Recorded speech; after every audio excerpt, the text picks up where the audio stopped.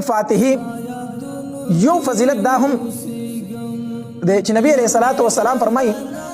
وی زما د په هغه ذات باندې قسم وي چې د چا په قبضه کې زما ساده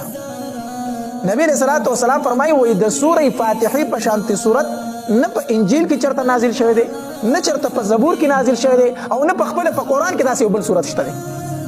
سوره فاتحه چې څنګه ده بل صورت د دې په مثال باندې نشته دی او دارنګه حدیث مبارک کې راځي نبی علیہ الصلوۃ والسلام فرمایي وای سوره فاتحه د هر بیماری نه شفا ده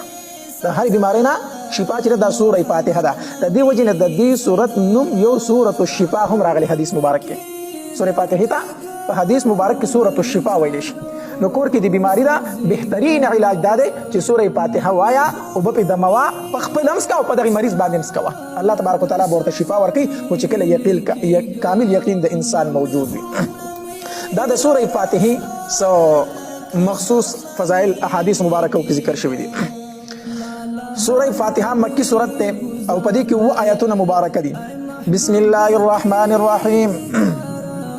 خاص پنوم د الله تبارک وتعالى خاص په امداد د نوم د الله تبارک وتعالى چې عام مهربان دی خاص رحم کوونکی دی شروع کوم دا خبره یاد وساتئ چې دا بسم الله د قرآن د سورتونو نه یو جز دی او کو جز نه دی نو په دې باندې د تمام علماء اتفاق دی چې بسم الله الرحمن الرحیم د سوره انما الجز دی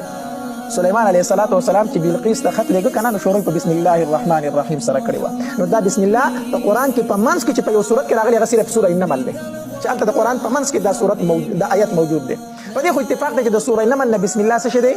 جز دی باقی دا خبره چې دا بسم الله د نور سورتونو نه جز دی او کو جزو نه دی د امام ابو حنیفه رحمه الله مذهب دا دی وی دا بسم الله الرحمن الرحیم دا یو آیت مبارکه ده خو د یو سورت نه جز نه دی ځان له مستقل آیت دی او د دوو سورتونو په منځ کې راوړی شوی د دوو سورتونو د جداوالي لپاره چې کله یو سورت ختم شي او بل سورت شروع کیږي نو په دې کې بسم الله وای ځکه په دې سره د دوو سورتونو سره راځي جداوالی د یو بل نه راځي نو دا آیت ته خو د دوو سورتونو د جداوالي لپاره د هر سورت په اول کې راوړل شي دا بسم الله الرحمن الرحیم د هر صورت په ابتدا کې ولې ویل شي د کافرو عادت دا و چې هغه به کله یو کار شروع کوي نو هغه به د خپل بوتانو په نوم سره شروع کوي الله ته او د منات او د غزا په نوم سره به کار شروع کوي جبرئیل علیه السلام راغی او الله تبارک وتعالى کلام په بسم الله سره شروع کړو به وحی په نبی علیه السلام را لکه هو اقرا بسم ربک الذی خلق لولا پنوم د هغه رب باندې چې ټول خلق پیدا کړي اقرا باسم ربک د خپل د رب پنوم باندې شروع کړه د خپل رب پنوم باندې شروع کړه نو د کافرانو د هغه رسم تردید وشو چې هغه بخپل